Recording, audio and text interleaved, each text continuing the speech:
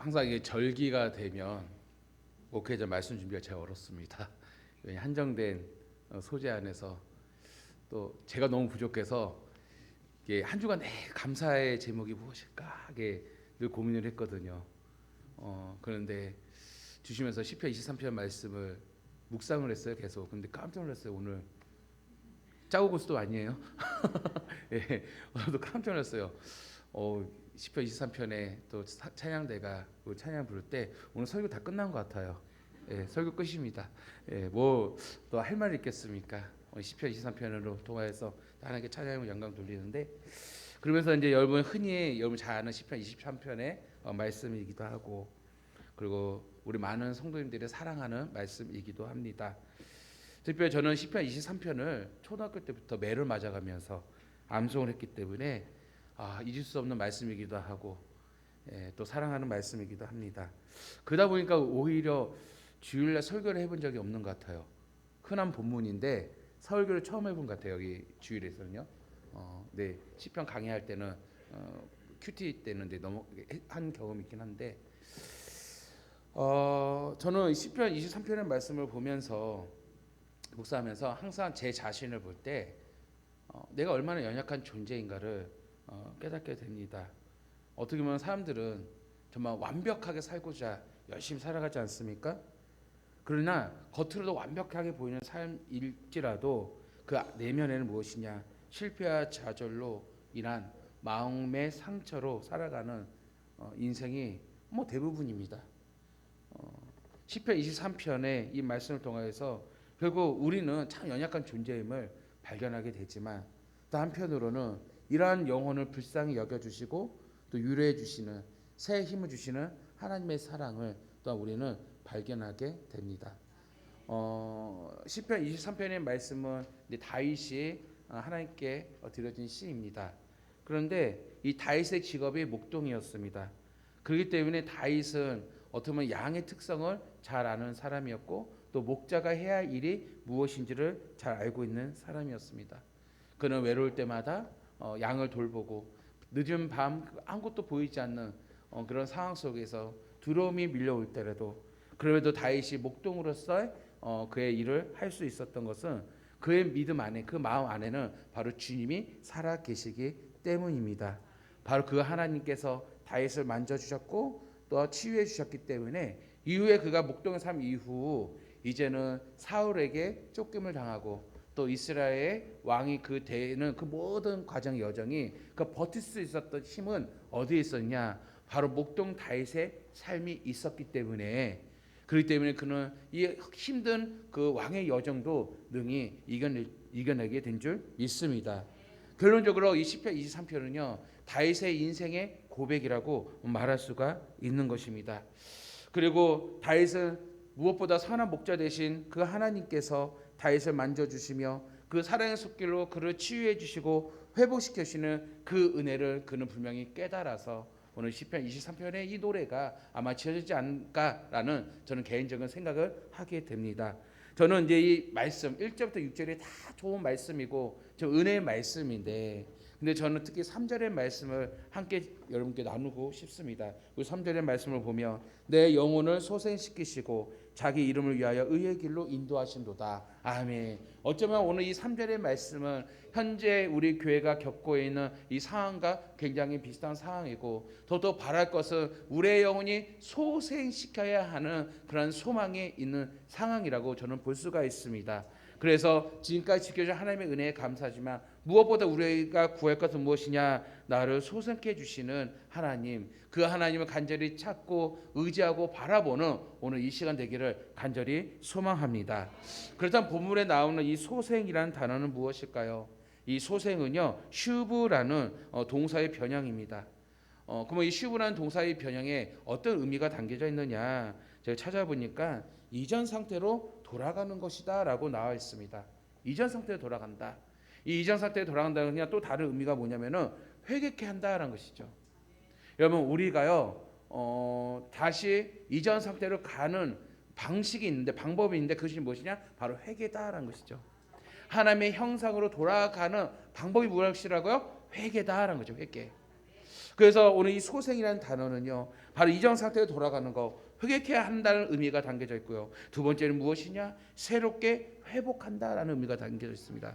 새로운 회복입니다. 마지막 무엇입니까? 바로 치료한다는 의미가 담겨져 있습니다. 아멘. 저는 오늘 이 시간에 정말 우리 교회 성도들 안에서도 정말 질병으로, 육신의 질병으로, 마음의 질병으로, 또 경제적인 어려움으로 여러 가지 정말로 이 어려운 상황 가운데 우리 맥주 감사 주일을 맞이하고 있습니다. 어떻게 보면 이 문제들만 바라보면 무슨 감사가 있겠습니까? 그런데 우리가 감사할 수밖에 없는 건 무엇입니까? 선하신 나의 목자이신 예수님께서 오늘 우리의 영혼을 소생시켜 주시는데 어떻게 하느냐? 정말 우리의 영혼을 회개케 시키시고, 아멘, 우리의 영혼을 새롭게 회복시켜 주시고, 또 우리의 삶 가운데 우리를 치료하여 주시는 주님이심을 우리가 믿으면서 그 하나님을 기대하고 더 감사할 수 있는 우리 성도 여러분 되기를 간절히 바랍니다. 그렇다면 구체적으로 우리 하나님 목자이신 우리 주님이 우리의 영혼을 어떻게 소생시켜 주시느냐, 이것을 오늘 간략하게 말씀을 증거하고자 합니다. 제가 좀 압박이 있어서 그래 절기만큼은 말씀을 짧게 해야겠다라는 그런 각오를 가지고 오늘 이 자리에 섰는데 집중하여 들으시길 바랍니다. 첫 번째 무엇이냐? 실족한 우리를 일으켜 세워 주신다라는 것이에요. 아멘. 다시 말하면 우리 주님께서 우리의 영혼을 소생케 하시는데 구체적으로 어떠한 방식이냐? 우리를 일으켜 주신다. 여러분, 아까 제가 서두에 말씀했듯이 다윗은 목동이었습니다. 양을 잘 아는 사람이었고 목자의 심정을 잘 아는 사람이었습니다. 우리의 양을 보시기 바랍니다. 양이 어디 있나요? 우리 주변에 뒤에 있습니다. 그렇죠? 양이 보이죠? 양이 보니까 어떻게 생겼습니까? 양은 날씬하지 않습니다. 왜 날씬하지 않냐면 털 때문에 뚱뚱해 보입니다. 그렇죠. 대부분 양은 통통합니다. 그 다리는 짧습니다. 그러니까 어떻게 보면은요, 정말 들짐승으로부터 자신의 몸을 지키는데 굉장히 불리한 조건입니다. 왜 그럴까요? 들짐승들이 나타나게 되면 그러면 양은 도망가는데 숏다리를 달려봐야 얼마나 빨리 달리겠습니까? 또 달리다 보면은요, 또 늪에 빠지면요, 이 양털로 인하여서 무게가 들어가요. 흡수가 돼요. 그러니까 무거우니 더욱더 힘들 수 있고요. 또 뛰다 보면 가시나무 같은 데 걸리면요, 헤쳐나올 수가 없는 것이 양의 특성입니다. 그래서 양은 그만큼 연약한 존재라는 것이에요. 그래서 양은요, 늘 자신의 불편함이 있거나 어려움 당하면 어떤 자십니까? 음매하고 웁니다. 음매의 목소리가 얼마나 큰지 우렁찬지 이루 말할 수가 없는 것입니다. 그럼 이런 상황 가운데 목자는 어떻습니까? 양을 구출해 간다는 것이죠. 다시 말해 성경의 표현대로 양이 정말 들짐승에 의해서 위험을 당할 때 목자는 어떻게 합니까? 막대기를 통해 지팡이를 통해서 짐승들을 쫓아내는 것을 볼 수가 있는 것이죠. 그만큼 양이라는 존재는요, 목자의 손이 아니고서는 살아갈 수가 없다는 것은 성경 우리에게 말씀하고 있습니다. 그럼 목자는 그럼 이런 양을 어떻게 관리할까요? 요한계시록에 보면요, 이런 표현이 있습니다. 우리 주님께서 표현할 때 불꽃 같은 눈으로, 아멘, 불꽃 같은 눈으로 바라보신다고 그래요. 그렇죠? 마찬가지예요. 목동은요, 그 양을 지키기 위해서 정말 24시간 밤낮 없이 그 양을 계속해서 바라보고 그 상황을 놓치지 않고 지켜보는 것을 볼 수가 있습니다. 이 목동은요, 이 사계절의 계절을 잘 알아야 되고요, 흐름을 알아야 되고요, 양이 정말 그 먹을 것이 어디 있는지 그 지리도 잘 파악해서 목동은 어느 누구보다도 지혜가 총망해야 합니다. 그래서 목동은 가만히 있는 것이 아니에요. 이 양 주변에 정말 악한 이리떼가 있는지 없는지를 확인하기 위하여 이리저리 양무리를 향하여 달려가고 돌아다니는 것을 볼 수가 있습니다. 그런 가운데 양의 위험을 처하거나 아니면 올무에 걸리게 되면은 목동은 그 양을 구출하기도 하고 또 아픈 상처를 싸매기도 하고 치료하는 것이 바로 목동의 모습이다라는 것이죠. 그래서 목동은요, 양의 모든 것을 잘 아는 것입니다. 자, 이런 가운데 양은 어떻습니까? 결국 양의 존재는 늘 넘어지는 존재이고, 즉 목자의 존재는 무엇인가? 양을 잡아주는 존재다라는 것이죠. 이것이 바로 오늘 저와 우리 주님과의 관계, 오늘 여러분과 주님과의 관계라는 것을 성경 우리에게 말씀하고 있습니다.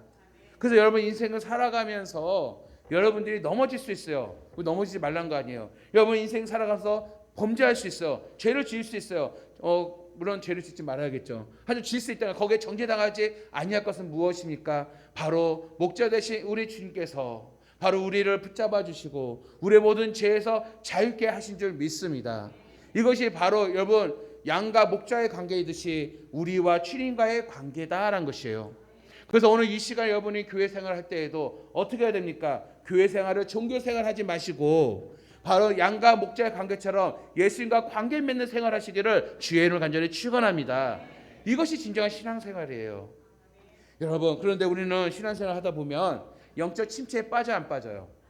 빠져요. 아니 주님과 교제를 나누고 있는데 주님과 함께하는데 왜 영적 침체에 빠질까? 분명한 것은 우리 신앙생활 현상 속에서는요 정말 영적인 침체에 빠지게 된다는 것이요. 근데 우리만 빠지는 것이 아니에요. 성경 속에 많은 인물들도 영적 침체에 빠지지 않습니까? 베드로도 빠졌어요. 저는 개인적으로 엘리야를 좋아합니다. 왜냐하면 엘리야한테서 제가 많은 위로를 받거든요. 제가 전사 시절에 사역을 하는데요. 너무 힘든 교회만 있어가지고요. 은혜가 충만하고 기쁨이 충만한 교회에 있어야 되는데 죄송스럽습니다. 그때 전에 다녔던 교회라서 그런지 모르지만 사랑해요. 애착이 있는데 너무나도 많이 힘들었어요. 교회가 참 게 매주마다 일이 일어나는 교회라 정말 기도를 하루라도 하지 않으면 정말 교사들하고 함께 기도로 마음을 모으지 않냐면요 참 어렵게 살려고 그랬어요. 근데 그때 또 주신 하나님의 은혜가 있거든요. 예. 그런데 이렇게 이제 치열하게 사역을 하다 보니까 영적으로 막 지치더라고요. 영적 침체에 빠지기도 하고요. 막 그만하고 싶은 마음이 여러 번 있었어요. 예. 3년 차에 한 번 있었고요. 4년 차에 한 번 있었고 5년 차에도 한 번 있었어요. 이제 매년마다 오는 거예요. 매년마다. 그럴 때마다 어떻습니까? 이제 작전 기도하는 것이죠. 그때는 전사 때라 목사 때도 더 기도 열심히 했던 것 같아요. 또 혼자가 아니라 같은 전사 친구들이 있었기 때문에 혼자는 힘든데 확실히 혼자는 힘들어요. 근데 상교증은 끊어지지 않는다는 말씀처럼 두세 사람이 함께 전사들 모여서 이 문제를 가지고 작전 기도하고 기도 운동하고 그러면서 그 사역을 하나하나 잘 이겨냈던 것 같아요. 심지어 나 혼자 그 사역을 하지 아니하고 함께하는 그 전사님들이 함께 협력을 했어요. 우리 김인천 목사님도 그때 전사님이었어요. 그때 제가 첫 3박 4일 수련회를 첫 진행할 때 그때 저는 앞에 집회를 부탁했거든요. 이 영적 싸움이니까 이 중학생 애들을 변화시키려면 기도밖에 없다. 그래서 목사님, 그때 전사님 뒤에서 전사님 기도해 주세요. 앞에 제가 기도할게요. 그래서 앞뒤로 그냥 포임하고 딱 막아놓고 애들 어디 생각하지 못하게 해놓고요. 그냥 느닷없이 그냥 기도하고 집회하고 찬양하고 한게 새벽 4시까지 그냥 진행하는데 진짜 그때 중학생 애들 다 넘어졌어요. 예수로 다 무너졌어요. 아멘. 그런 좀 영적인 부흥의 체험이 제 안에 있고요. 또 좋은 추억을 가지고 있습니다. 예, 참 그때가 참 너무나도 행복했어요. 그런데 이런 치열한 영적 싸움 이후에는요, 영적 침체에 빠지더라고요. 지치더라는 것이요. 그래서 저는 개인적으로 엘리야를 좋아해요. 엘리야도 어떻습니까? 죽기를 원했잖아요. 예, 근데 하나님께서는 엘리야를 포기하지 아니하시고 어디로 인도하십니까? 하나님의 산 호렙을 인도하셔요. 이게 무슨 작업이에요? 하나님과 관계죠. 하나님과의 접촉이죠. 하나님과 만남이죠. 하나님께서 이끌어 왜 그랬습니까? 엘리야에게도 그에게 생명은 어디에 있습니까? 하나님께 있기 때문입니다. 엘리야에게도 엘리야의 목자는 누가 되십니까? 하나님이 되어 주시기 때문이라는 것이죠. 아멘. 그래서 엘리야의 인생의 모든 계획, 나중에 말씀 가운데 나누겠지만 엘리야의 모든 사명과 인생 계획은 누구 안에 있습니까? 하나님 안에 있기 때문에 하나님께서 엘리야를 끌어주셨던 것이에요. 그래서 저는 엘리야를 너무 좋아하거든요. 근데 분명한 것은 우리는 영적 침체에 빠진다라는 것이에요. 그러면 우리는 왜 영적 침체에 빠지느냐? 첫 번째로는요, 형식적인 신앙생활을 하기 때문이에요. 형식적인 신앙생활은 무엇입니까? 오늘 우리의 영혼을 메마르게 만드는 것입니다. 아까 우리가 말씀했듯이 양과 목자의 관계는 어떻습니까? 깊은 교제가 있습니다. 목자의 따스한 손길이 있어야만 양은요 살아갈 수가 있고 젖을 짤 수 있고 털을 깎을 수가 있는 것이에요. 양의 생명이 보존되는 것이에요. 그런데요 생각해보세요. 양들을요 제가 돈을 많이 번다고 딱 이게 목장 안에 칸막이를 이제 앞뒤로 30cm, 50cm 딱 칸만 들어서 양 한 마리 집어넣어요. 움직이지 못하게 해요. 가만히 서서 먹기만 해야 돼요. 그렇게 내가 구조를 만든다면 그 양이 행복할까요? 그 양이 건강할까요? 안 그래요. 오히려 전염병이 일어나게 되고요. 그 고기의 육질은 어떨까요? 좋지 못할 뿐더러 양이 시들시들해질 거 아니겠습니까? 건강하지 않단 말이에요. 그런데 저는 악덕 사장이라 많은 양의 고기를 얻기 위해서 사료만 먹이고 양을 그렇게 키운단 말이에요. 결코 양의 개인적 입장에서는요 행복할 수가 없어요. 마음이 공고할 수밖에 없어요. 마치 우리 신앙생활이 형식적인 신앙생활 바로 이와 같다는 것입니다. 어떤 율법적인 틀에 어떤 종교적인 틀에 가둬놓고 우리가 신앙생활을 하면요 어떻습니까? 기쁨이 없습니다. 감사가 없습니다. 정말 하나님의 은혜 정말 지식으로만 알 뿐이지 내 삶 속에 체험되지 못하는 것이 바로 하나님의 은혜예요.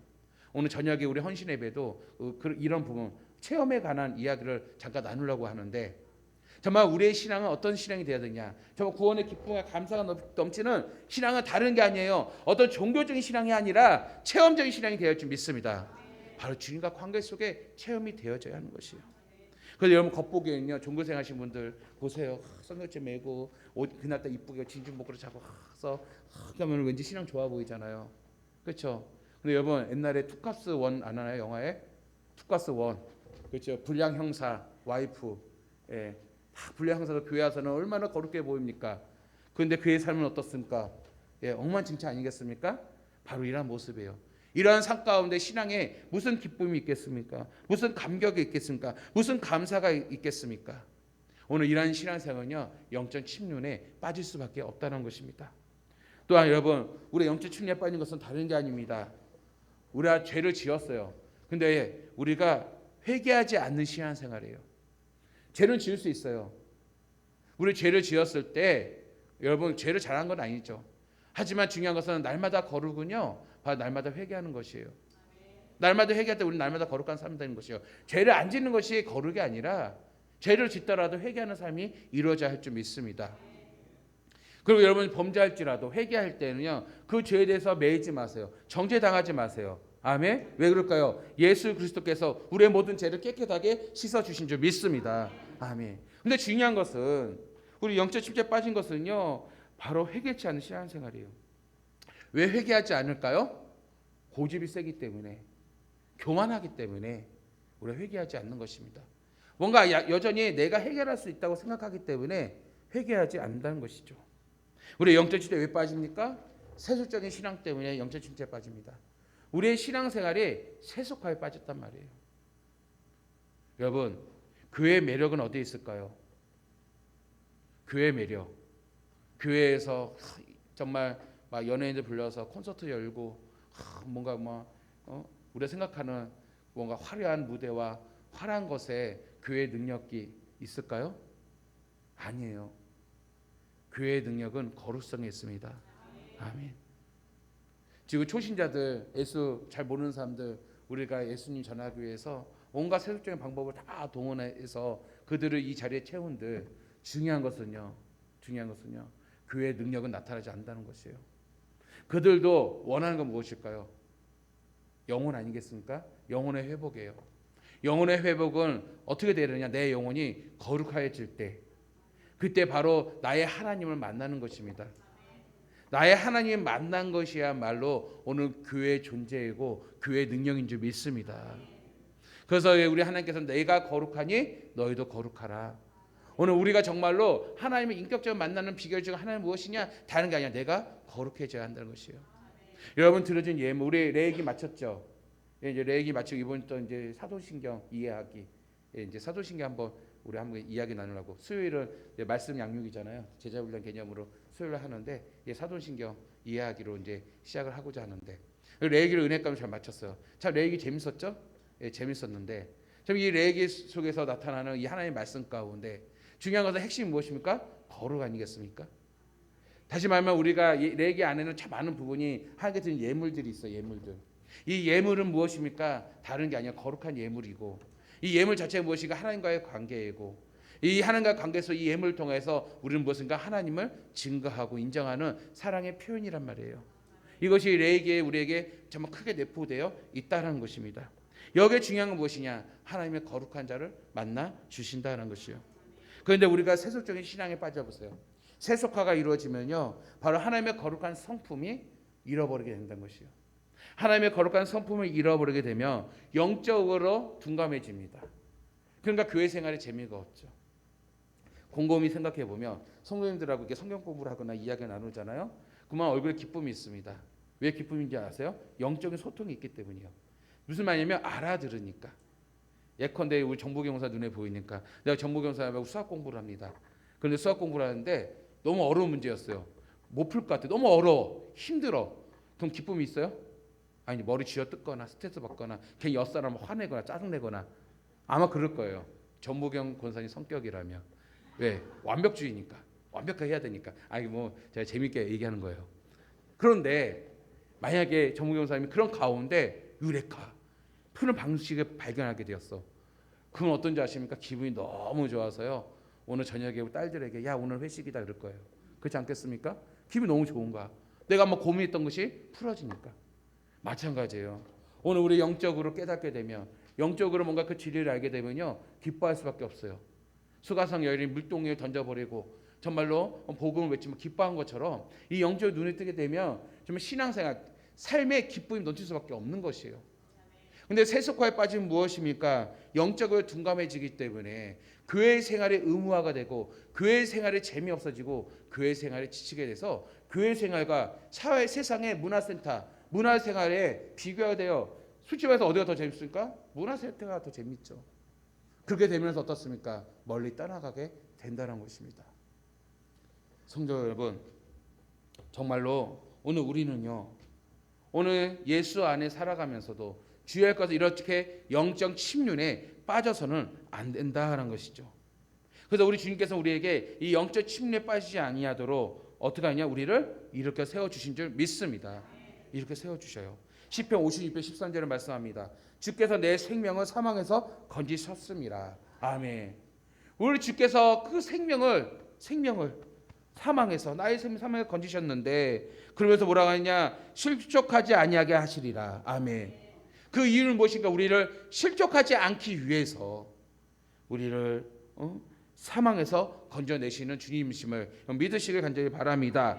이것이 무엇이냐? 바로 주님이 바로 우리의 영혼을 소생시켜 주신다라는 것이에요.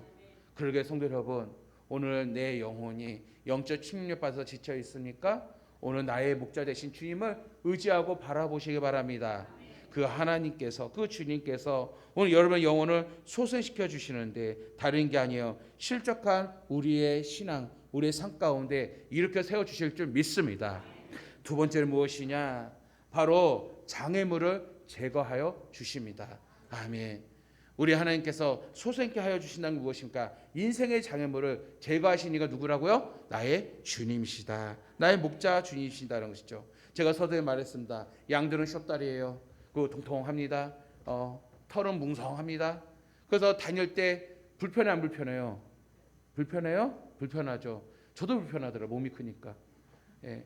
우리 아내가 아이 셋을 낳는데 그 임신할 때 참 힘든 모습 많이 봤거든요.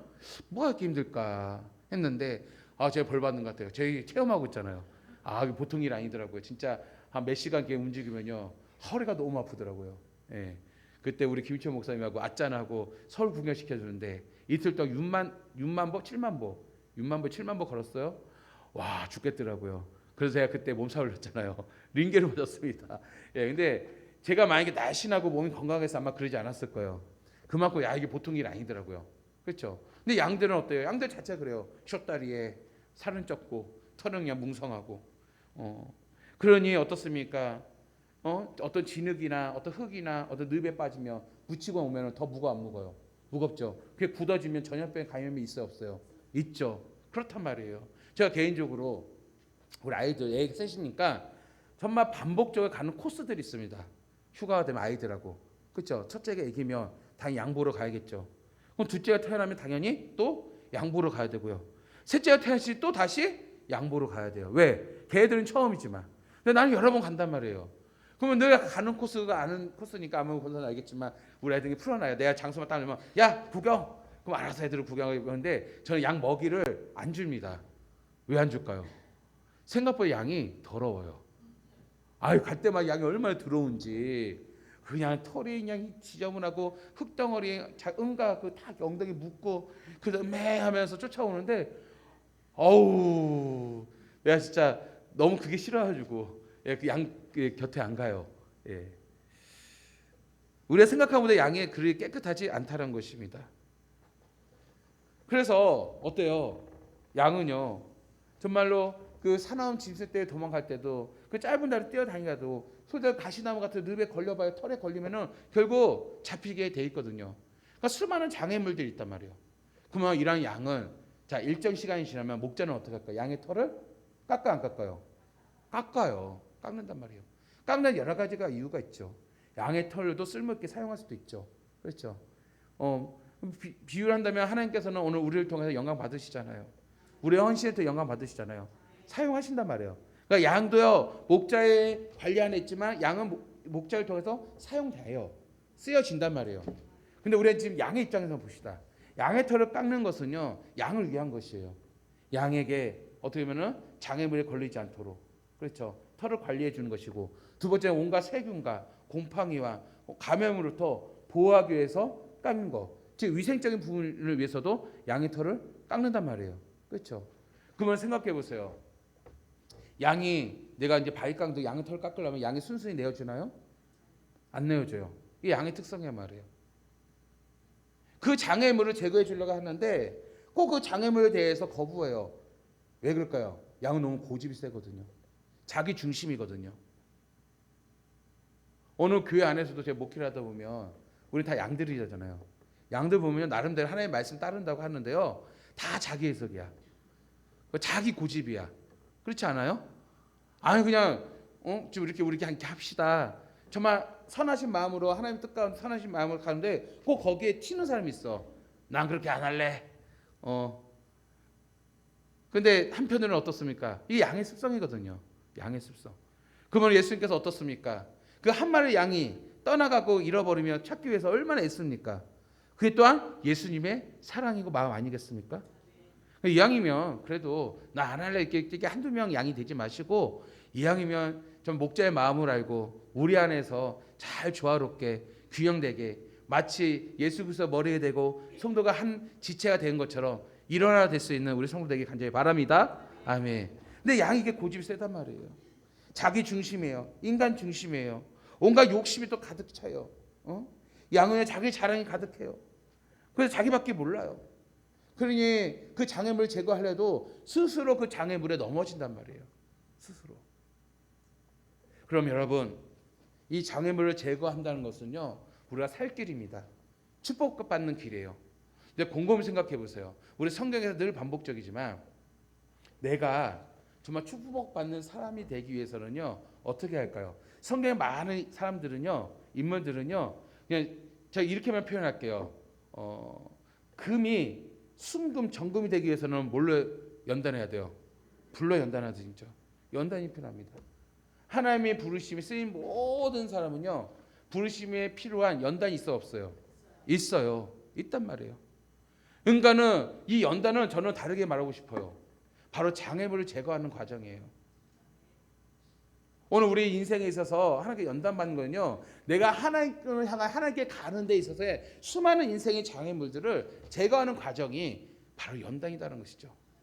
사단의 시험은요 우리를 넘어뜨리는 것이지만 하나님이 주신 이 연단은요 이 시험은요 모든 장애물을 거르기 위한 제거하기 위한 하나님의 사랑이요 하나님의 방식이란 말이에요.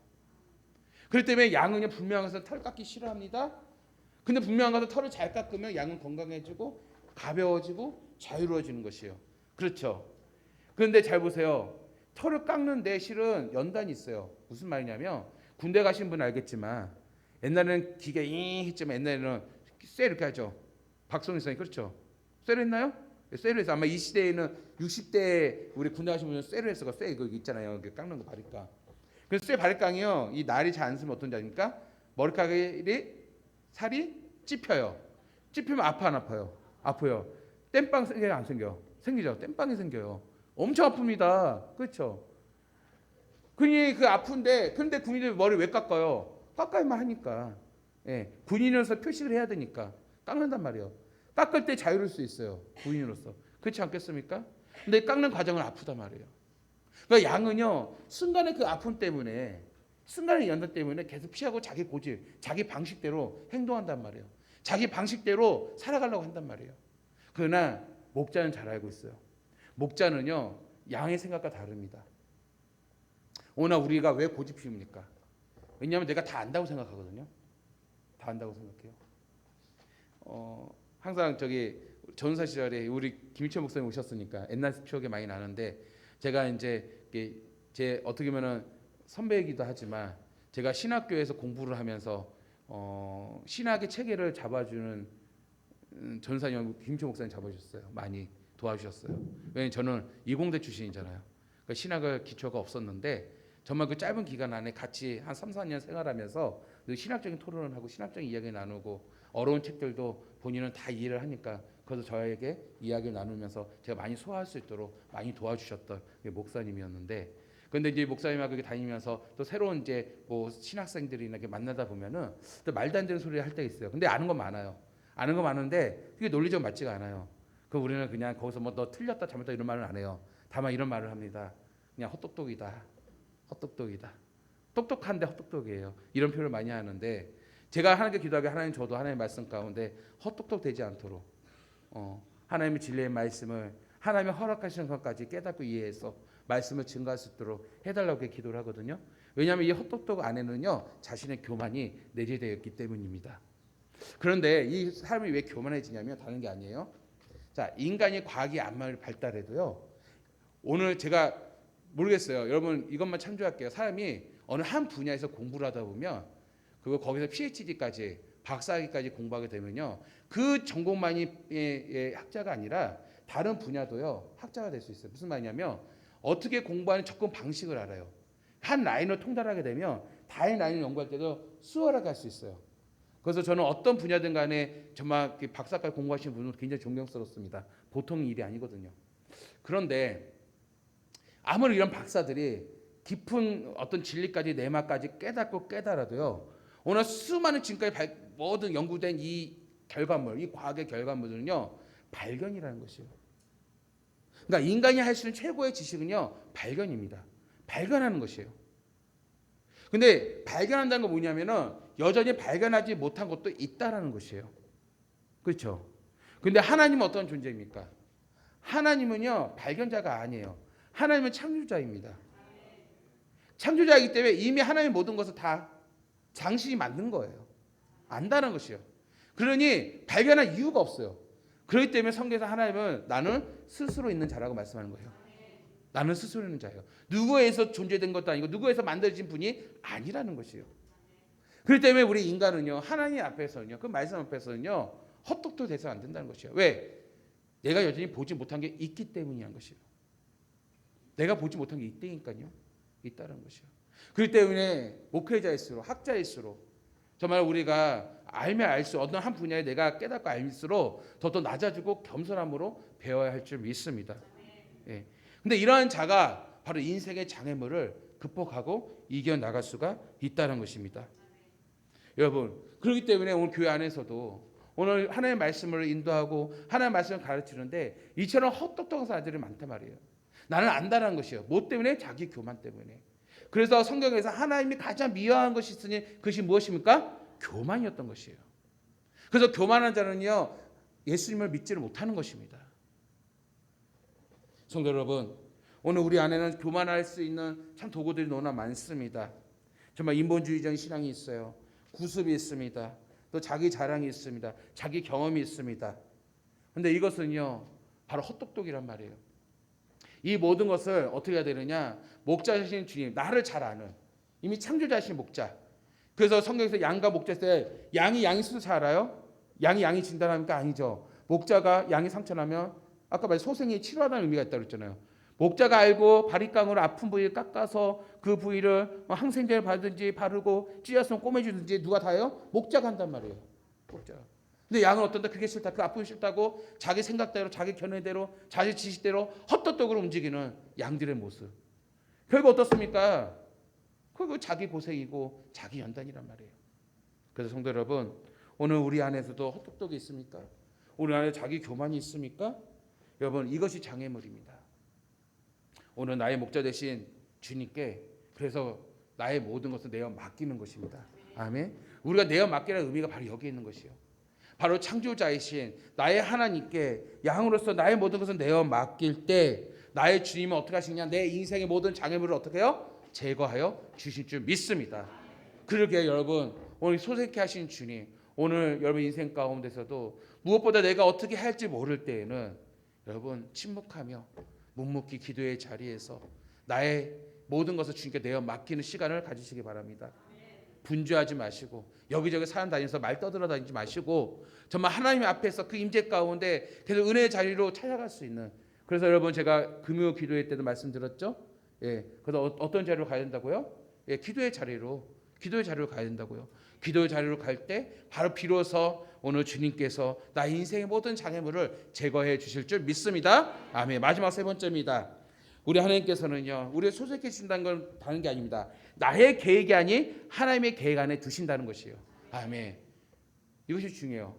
바로 소생케 한다는 것은 다른 게 아니에요. 하나님의 계획 안에 내가 살아가는 것입니다. 하나님의 계획 안에 두는 것입니다. 자 보십시오. 이제 목자가 양을 살찌우고 정말 고급 브랜드 양으로 키우려고 합니다. 그러면 여러분 아까 제가 말했듯이 가둬둔 양은요 상품이 떨어져요. 그럼 방목을 해야 되는데 그럼 목자가 방마다 그냥 방목합니까? 목자는 똑똑해야 돼요. 정말 이 푸른 풀밭의 지리를 알아야 되고 실만한 물가가 어디인지를 파악해야 돼요. 그리고 악한 일이 짐승떼가 어디가 안전한지를 지리적으로도 파악을 해야 돼요. 그래서 월요일은 이쪽 가서 풀 뜯어 먹게 하고 화요일은 이쪽 가서 풀 뜯어 먹게. 그래서 보통 목동이 나가게 되면 보름이죠. 한 달이죠.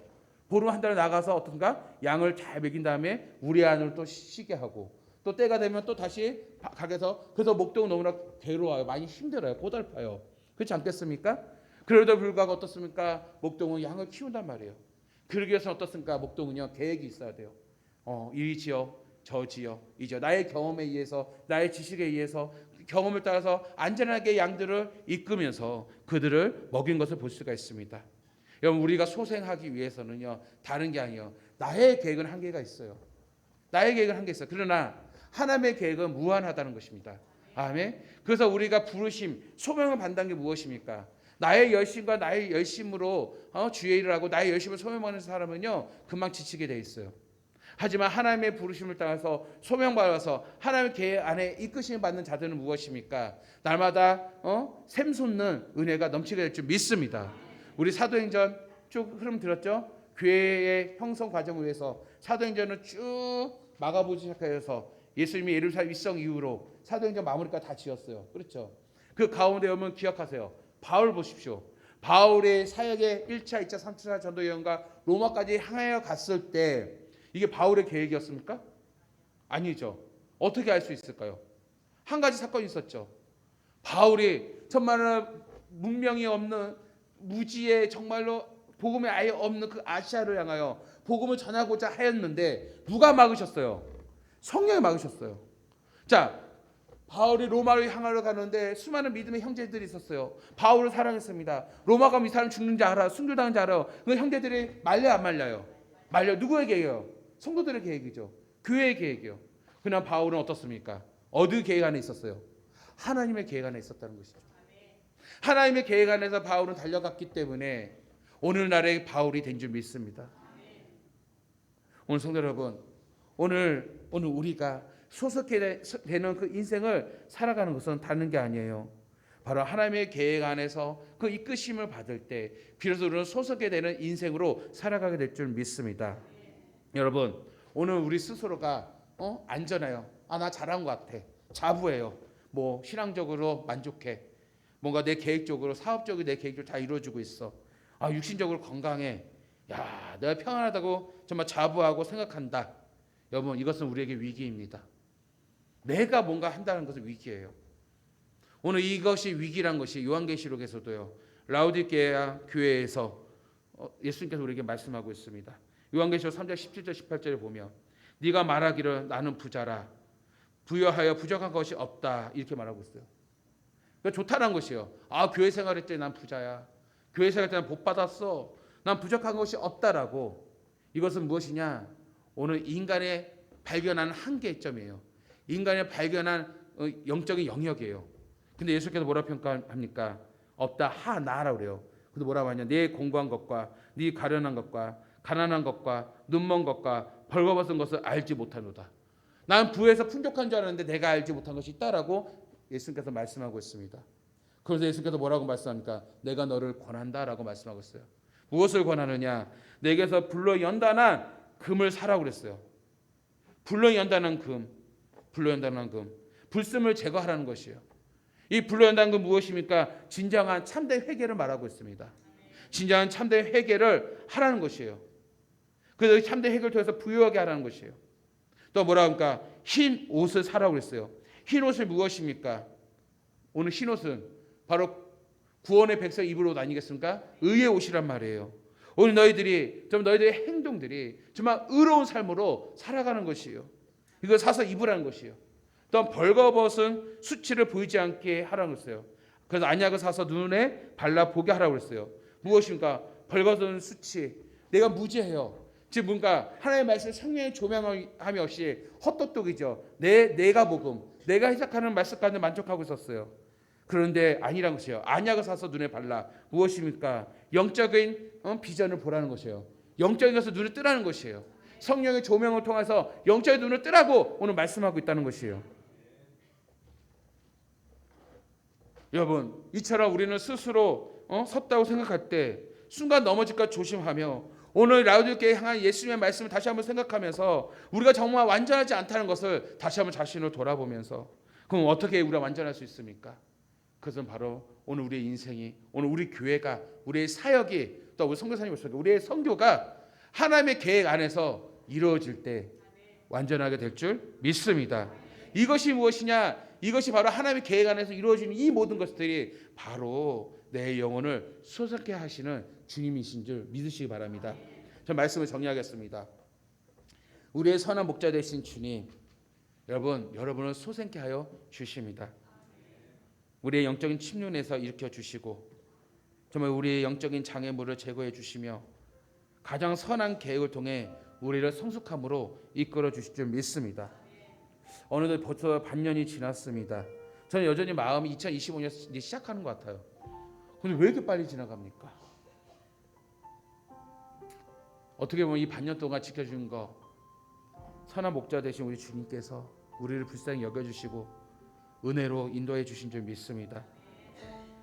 늘 날마다 우리의 영혼을 소생시켜 주심으로써 의의 길로 인도해 주신 줄 믿습니다. 그러니까 벌써 어느 반년이 지나갔어요.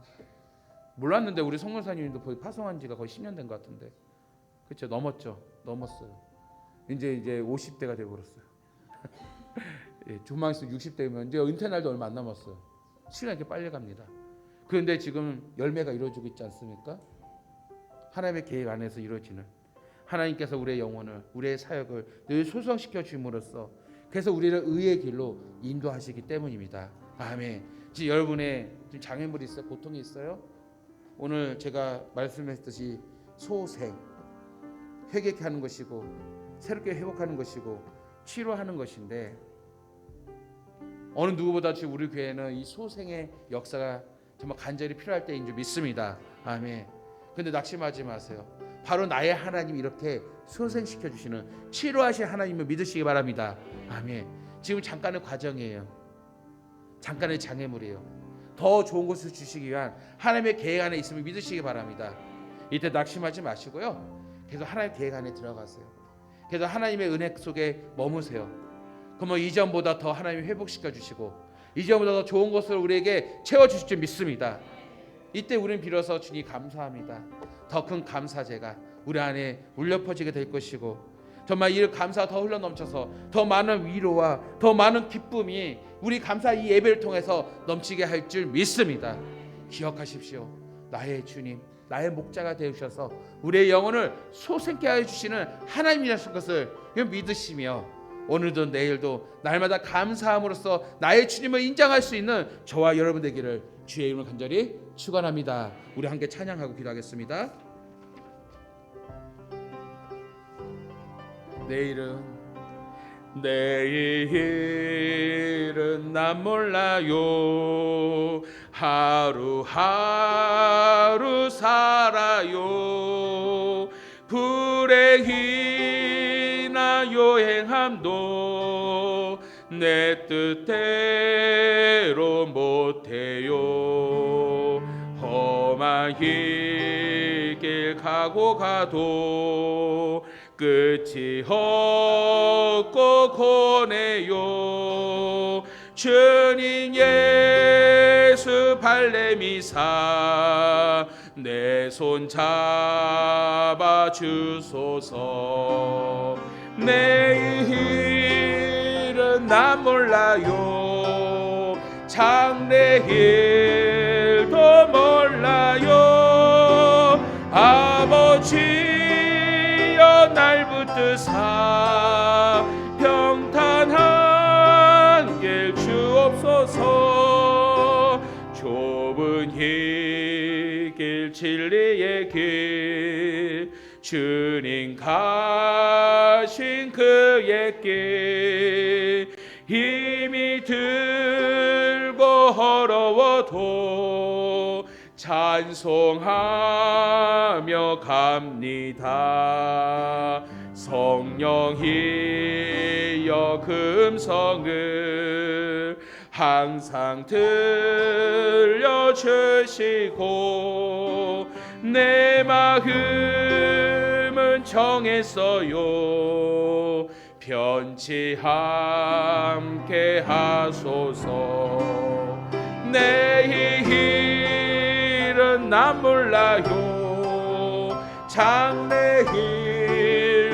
몰라요 아버지여 주신 소명 이루소서. 만왕의 왕 예수께서 이 세상에 오셔서 만 백성을 구속하니 참구주가 되시네. 순교자의 본을 받아 나의 믿음 지키고 순교자의 신앙 따라 이 복음을 전하세.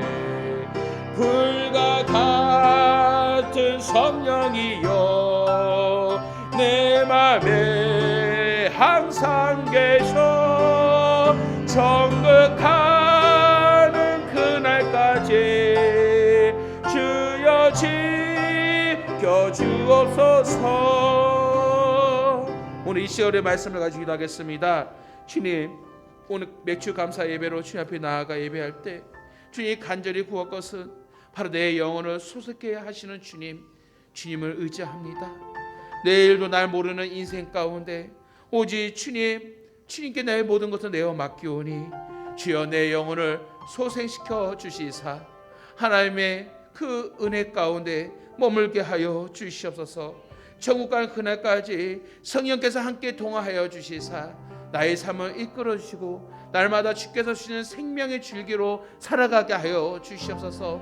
주님 천국 가는 그날까지 나를 강한 손으로 붙잡아 달라고 우리가 감사하며 간절한 소망 가운데 주여 통성으로 기도하겠습니다. 주여 아버지여 감사합니다. 매주 감사 주일 예배로 오늘 성도들 함께 모여서 시간을 정하고 뜻을 정하여 주 앞에 예배하며 나아갈 수 있도록 은혜 주시니 너무나도 감사합니다. 반년 동안 지켜주신 하나님의 은혜 너무나 감사합니다. 시편 23편의 그 말씀을 통해서 다시 한번 우리의 영혼을 돌아보면서 내 영혼을 소속해 하시는 하나님의 은혜를 바라봅니다. 아버지여 반년 동안 살아가면서 많은 어려움이 있었고 수많은 인생의 장애물이 있었고 온갖 질병과 고통과 아픔이 우리 인생 가운데 있었는데 내 영혼을 소생시키시는 하나님의 은혜가 우리를 의의 길로 인도해 주시노라 감사합니다. 구원에서 벗어나지 않으며 말씀에 벗어나지 않으며 찬 생명의 길로 인도해 주시노라 감사합니다. 이렇게 인도하신 주님 앞으로 천국 가는 그날까지 우리의 인생을 이끌어 주시고 찬 생명의 길로 인도하여서서 그러나 지금 현재 경험하고 있는 수많은 인생의 장애물과 수많은 인생의 고통들을 주께서 아시오니 불법 같은 눈으로 주여 바라보시고 그 긍휼히 여겨주시사 하나님의 권능의 손과 능력의 손으로 우리의 아픔을 소생시켜 주시고 싸매어 주시고 치료하여 주셔서 회복시켜 주셔서 이전보다 더 건강하게 이전보다 더 건강하게 살아갈 수 있는 이전보다 더 주님을 섬기며 믿음으로 살아갈 수 있도록 주여 은혜를 베풀어 주시고 앞으로 가는 모든 인생 가운데서도 오직 주의 손길에서 소생케 되는 우리의 인생 소생케 되는 우리의 신앙과 믿음 될 수 있도록 주여 인도하여 주시옵소서. 그리하여서 아버지 우리의 감사가 날마다 감사의 고백이 되게 하시고 우리의 감사가 예수 그리스도 증거하는 감사가 되게 하시고 우리의 감사가 여호와 하나님을 경험하는 감사가 되게 하시고 체험하는 감사가 되게 하시고 날로 천국 가는 그날까지 이 굳건한 믿음 가운데 살아감으로써 흔들리지 아니하는 나의 목자 된 주님과 함께 동행하며 살아갈 수 있는 귀한 우리 성도들 될 수 있도록 주여 축복하여 주시옵소서. 은혜를 부어 주시옵소서. 아버지 우리는 내일도 알 수 없는 연약한 존재임을 고백합니다. 이 땅의 모든 것을 우리는 알고자 하지만 여전히 알지 못한 인생을 살아감을 고백합니다. 아버지 연약한 우리를 불쌍히 여겨 주시옵소서. 매주 감사 주일로 드리는 이 시간 아버지 지금까지 지켜주신 은혜 너무나 감사합니다. 나의 힘으로 능으로 한 것이 아니라 내 영혼을 소생시켜 주시는 하나님의 은혜가 우리의 의의 길 구원의 길로 인도하여 주신 줄 믿습니다. 앞으로 우리의 인생도 주께서 이처럼 이끌어 주시사 복된 삶을 살게 하여 주시옵시고 내일을 알 수 없지만 내일을 설계하고 계획하시는 하나님의 뜻 가운데 우리가 살아갈 수 있도록 주여 축복하여 주시옵소서. 특별히 종이 간절히 구한 것은 정말 우리에게 육신의 질병을 고통받는 성도들이 너무나도 많습니다. 아버지여 불쌍히 여겨 주시옵소서. 아버지여 긍휼히 여겨 주시옵소서. 우리의 영혼을 소생시켜 주시는 하나님께서 우리의 육신까지 소생시켜 주시사 변화시켜 주시고 치료하여 주시고 새롭게 하여 주셔서 이전보다 더 건강히 사나 또한 주님을 섬기며 주님을 따르며 주님 안에 거하며 살아갈 수 있도록 축복하여 주시옵소서. 아버지의 은혜 감사해서 예물드리는 손길들이 있습니다. 온전한 11조와 감사 헌금으로 신방감사 기업감사 건강회복감사 성경헌금 2030 비전으로 생일감사와 비전헌금과 1,000번제와 성미주정 또 구역헌금 온라인 드리는 예물들이 있습니다. 특별히 아버지 주의 은혜 감사해서 아버지 맥주 감사 예물로 드리는 손길들이 있습니다. 주여 드려진 예물 가운데 복의 복을 더하여 주시옵소서. 주님을 사랑하는 마음으로 아버지 나의 신앙을 고백하며 아버지의 구별하여 주님께 드렸사오니 주님께서 기억하여 주시사 복되게 하여 주시고 그 손이 마르지 아니하도록 축복의 삶이 될 수 있도록 도와주시며 오늘 드려진 신앙의 고백들 아버지 주여 기뻐 받아주시사 더 큰 아버지 하나님의 축복이 우리 성도의 삶 가운데 넘치게 하여 주시옵소서. 아버지 강단 구제헌금으로 장면원 선사님 범사에 감사드립니다. 우리 전도의 모든 삶을 지금까지 주께서 인도해 주셨으니 앞으로 사는 그날까지 인도하소서. 모든 사명 주여 이끌어 주소서. 하나님 계획관을 인도하셔서 영육간의 건강과 지혜와 초명을 더하셔서 사역하는 그날까지 아버지 주님 따르는 그날까지 아버지 주의 능력으로 아버지 사명 감당케 하여 주시옵시고 그 가정을 돌봐 주시고 아버지 모든 삶을 지켜주시사 아버지 모든 것을 부족함이 채워주시며 하나님의 능력 가운데 하나님의 은혜 가운데 아버지 믿음의 사역이 잘 이루어갈 수 있도록 축복하여 주시옵소서. 오늘 종이 간절히 구하오니 오늘 여기 나온 우리 모든 성도들 아버지의 은혜 가운데 나의 목자 되신 주님을 더욱더 의지하게 하여 주시옵시고 내 영혼을 소생케 하시는 나의 하나님을 바라보면서 믿음의 길을 걸어갈 때 구원의 길 생명의 길을 걸어갈 수 있도록 날마다 축복하여 주시옵소서. 이제는 우리 주 예수 그리스도의 은혜와 우리 아버지 하나님의 극지하신 사랑과 성령님의 감화감동 역사 충만 인도 교통하여 주심을 내 영혼을 소생시켜 주시는 그 주님을 의지하고 바라보고 믿음으로 따라가기를 간절히 소망하는 우리 성도들 머리에와 가정과 교회 위에 사업장 위에 이제부터 영원토록 함께 계실지어다. 아멘.